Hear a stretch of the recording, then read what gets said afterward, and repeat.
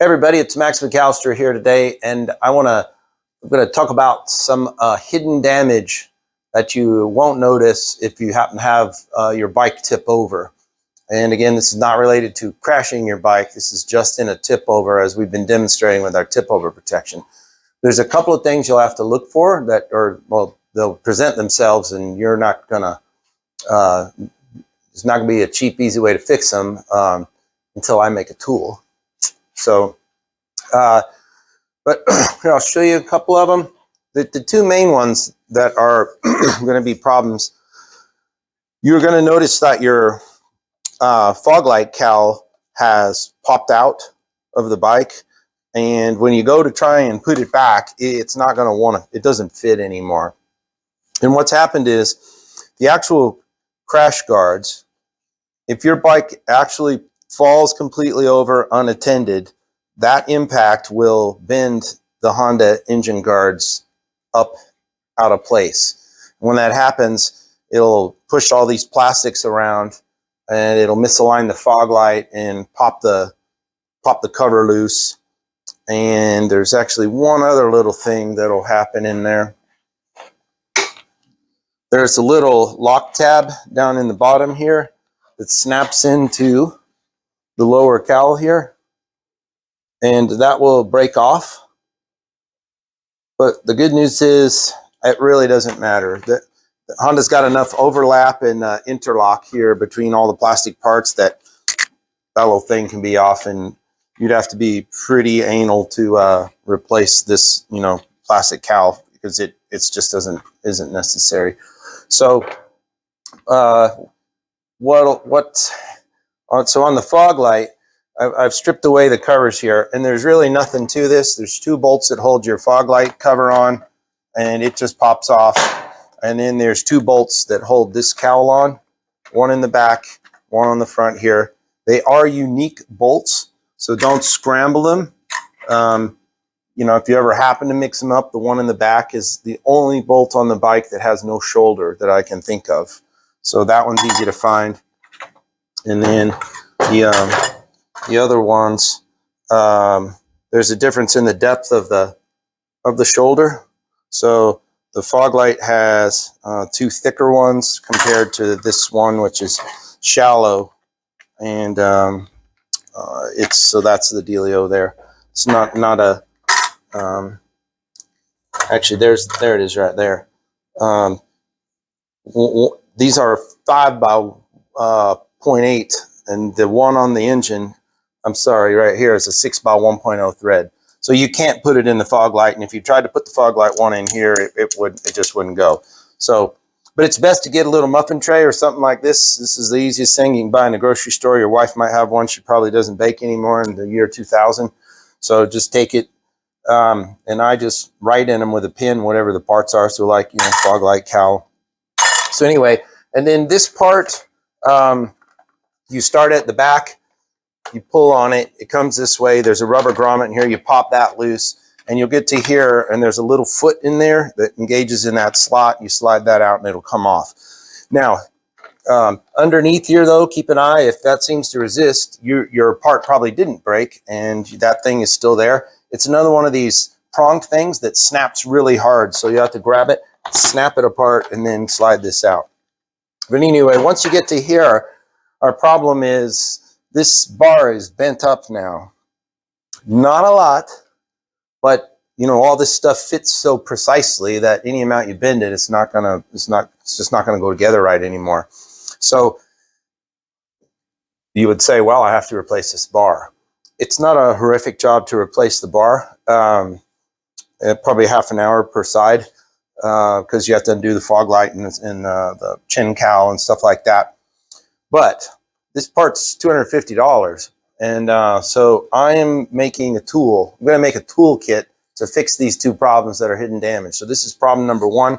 This bar bends up. So I'm going to have a tool that will grab this bar and allow us to bend it down so it goes back into place.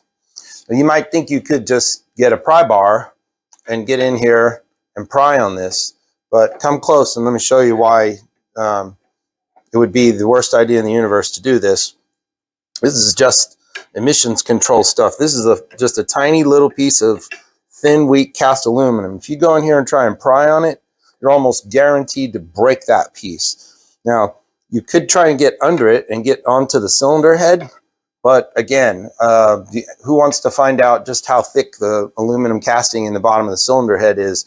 So to pry against any of that is pretty much sheer lunacy. So we're going to make a tool that will only engage the bar. Now, I'm not going to show you how I do that until I have it available. I am going to try and get this done really fast so that it's available when I release, have the tip over protection for sale. So you could buy a whole bundle if you wanted to. We'll try and make a good price on it. My initial goal is for these two tools to be $100, as a less than $100. We'll just have to see what they cost, but I think it'll be less than $100. And so a single use will save you $250 here. But I'm going to show you the next problem. Let's look over here.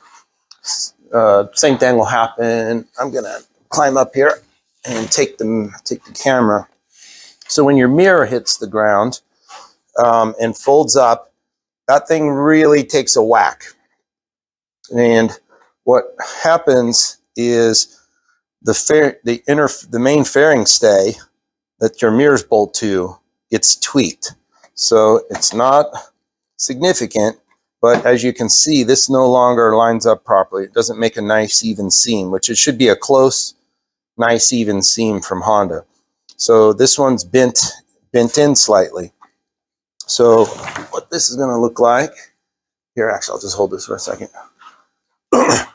This is your motorcycle with the mirror removed. And to remove the mirror, there's nothing harder than removing the little decorative cover that's underneath the mirror. This gets damaged anyway. It's only whatever, a few bucks, 15 bucks. I didn't even price it because it's so silly. I don't even care.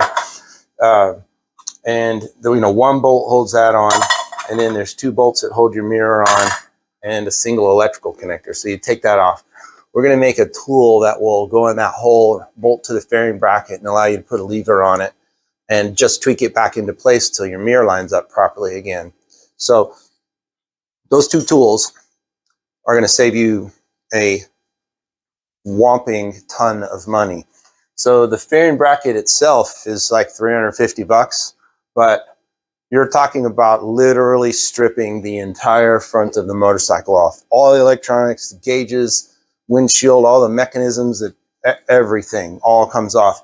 Everything on the front of this motorcycle is held to this $350 bracket. So, you're talking, I mean, I don't know what a shop would charge to do that, but it'd have to be close to a day's labor to strip this bike and put it back together. So, the nicest guy in the world isn't going to charge you 5 hours to do that. So that's 750 bucks, but it's probably eight hours. So you're talking $1,200. So, or I'm going to make a tool that you can just go like this and go and just tweak that little bracket back.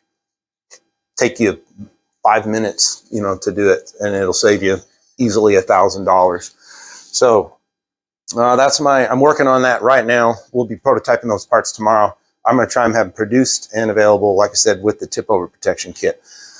And then lastly, nothing will be damaged, but your fog light will be all knocked out of whack. When this stuff shifts up, your fog light gets knocked out of whack. So that's just a matter of loosening up hardware, the bolts that hold it on, and depending on which way it gets jarred, and resetting the fog light so that it's back in the center of its hole. And you'll know when you put it on if it's cocked off to one side or you see a gap, of some sort. That's you just need to keep fooling with it till you get it there. There is a procedure for checking the height of them when you're done. And you can do that at night by, I don't know those numbers right now, so don't quote me, but you basically get 15 feet back and they're supposed to be 24 inches off the ground, something. There's some distance and a height. I don't know that, but I'm sure you'll be able to find it. And then one other little tip I'll show you when I do this. After this has been whacked, it still may be troublesome to line up. So I just take a rat tail file and I elongate these holes right here. Can you see that there where I'm working? So this, I just elongate this. These were round, if you can see, but now mine are egged. I just took this little file and egged them a little. That makes them super easy to put on and off, and they fit really nice. And one other tip, if you've ever run into this, which will again affect this all fits very tightly from Honda, but if you use the Gold Strike frame tie-down kit, they fit even tighter. They're almost to the point of distorting this a little bit. It fits really tight. So we just take this one little tab that's there from Honda, and we always just cut that off when we use the Gold Strike brackets, and then it just gives it a nice gap, you know, so there's nothing's pulling or yanking or pushing on anything. But anyway, so that's the goal. We're going to have a pair of tools that will come in a small box. You'll have to provide the lever, whether it's a giant channel lock, a giant crescent wrench, or you run to the Home Depot and buy a section of conduit. You'll need a lever of some sort, but we're not going to provide that, because then we got to ship you a box 2 feet long, and it's going to weigh more, and it'll cost you more than the $3 when you go to Home Depot and buy a piece of conduit to have a lever. And then plus, if we're going to ship these internationally to people around the world, it's just crazy to have a 2 foot long box when we can put it all in a 6-inch long box. So that's the plan. I'll be working on that. So just wanted to show you these couple of items. Other than that, I have the other video that discusses the things that get hurt when it falls over, so you can check that out. So my name's Max. Please give this video a thumbs up. Don't forget to share with your friends that own Honda Goldwings, particularly if they've tipped over. And know that we'll have a toolkit coming for them to save them a ton of money. And please subscribe to my channel, and I'm going to have a bunch of content coming in a hurry, starting today.